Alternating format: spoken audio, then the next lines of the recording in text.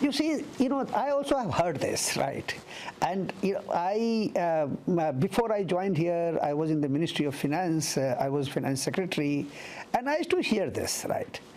But if you look at the governance structure of this bank, the governance structure of the bank is that any major decision in the bank is taken by the supermajority. And what is that supermajority? It's a 75% of the vote, right? 75% and the 2/3 of the governors, right? Now, if this is the case, right, then in that particular case, again, it should actually allege any such apprehension saying that it's a Chinese bank. There's a second point. If you look at the projects, the beneficiaries, the actual amount. Just now you mentioned that India is the largest borrower, right?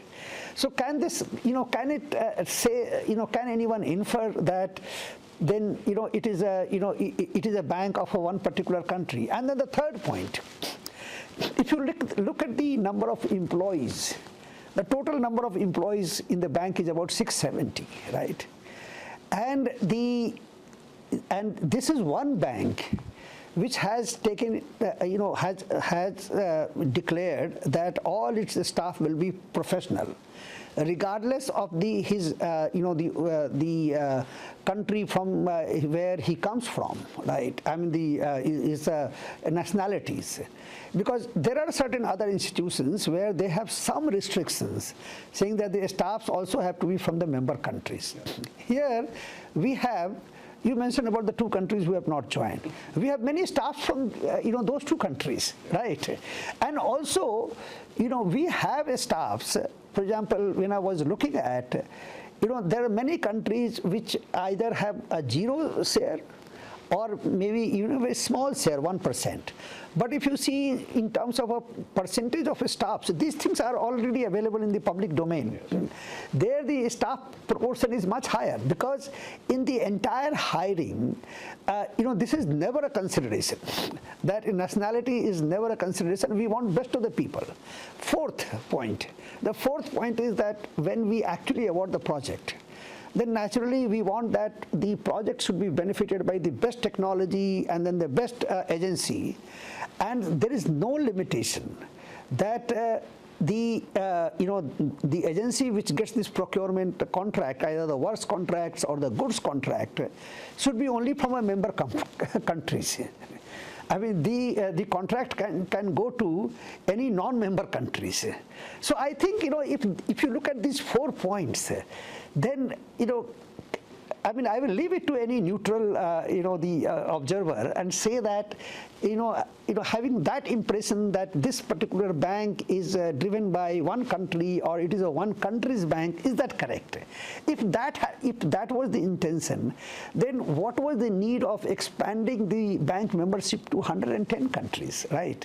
Because if that was the somewhere in the mind at the subconscious level, then the membership would have been restricted. The governance structure couldn't have been 75%. Then the staff recruitment, and then also the contract award. So if you look at all these things, does it anyway it conveys that this country is a bank of one particular country? That is the if you look at the MDBs, right? What I'm saying is that even the other MDBs, these MDBs are supposed to be a professional organization, and this is the economic organization, right? And here I can see that the countries may have a political differences, but when they sit at the table in the bank, they are governed by their own economic interest, and then the rest of the member countries are governed by the interest of the bank, right? I mean, I have attended many board meetings here, and I can just see that this is, this is amazing, that at any given point in the world, there are always tensions between some geopolitical tensions where, some countries or the group of countries may get involved. outside the bank and the other political space and in the media space, the countries may be, the countries' behaviors towards each other may be very different. When you actually see in this bank, right, when we approve the projects, when we plan this project, when we prepare this strategy, all countries come together, right? And if you can see in this bank, rarely there have been any occasion where there have been a very, very ever this question of of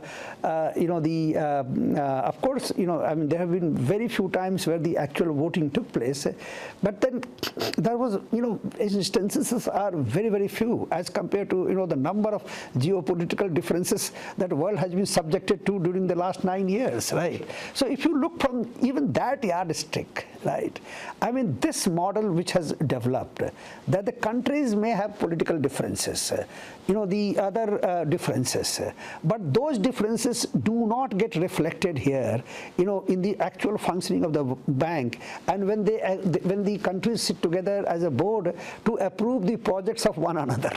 So if you look at the India's participation in this AIIB, I mean if you look at the entire Asian regions, India is one of the dominant players, and that's why, somewhere around 2014-15, when this talk was going on for having a bank like AIIB, India participated, and India is the second largest shareholder in this bank. And if you see and the need for infrastructure, and I would say that again, not only the infrastructure, the technology-enabled infrastructure, sustainable infrastructure, infrastructure for tomorrow.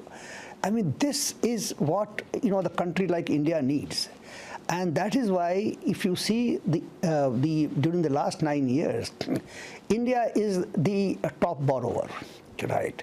And then, of course, the other big countries are Turkey, Indonesia, and then various other countries, including China. So here, what has happened during the last 9 years, India has been able to take advantage of this. If you see India's portfolio today is about $11 billion US. I mean, this is the kind of the projects have happened. Setting up a bank, and bank of not of a country, but having a bank, multilateral development bank, having a membership of 110 countries. And as you yourself said, that those 110 countries, many of them may have many bilateral or multilateral, the political differences. But then the way he has provided the leadership to the bank, and from zero, 2016 we were zero, right? He was also involved in the formation of this bank. So for prior to that 2-3 years he was working on it. The way he formed the bank, got that governance structure. And many of the questions that you asked, that whether it belonged to one country, I mean, he's the person and who actually set up this strong governance structure. He ensured that we have a professional staffs, irrespective of the nationality. We should get the best of the technology, the infrastructure for tomorrow. Just see the vision. That he said that not only the infrastructure today, not for today, but it should be sustainable, and also infrastructure for tomorrow. Also, giving emphasis on this private sector, because the role of private sector is going to become much and much more important. So such a futuristic this vision of this bank. And not only the vision of the bank, actually if you see the last 9 years, it has come to this stage where it is now today is a $60 billion bank, right? And then it is able to make a substantial impact in the infrastructure space, in the member countries, and also able to mobilize a lot of private capital.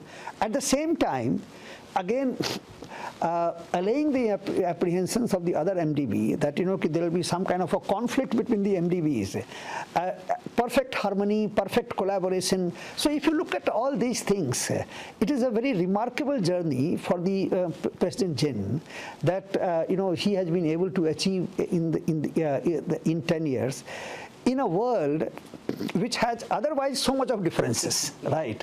But he has brought all, not 1, 2, or 10 or 12, but 110 countries together, right? And create these institutions, which is, I think, is great for, you know, the global public good. So his contribution and this is truly remarkable. Yes.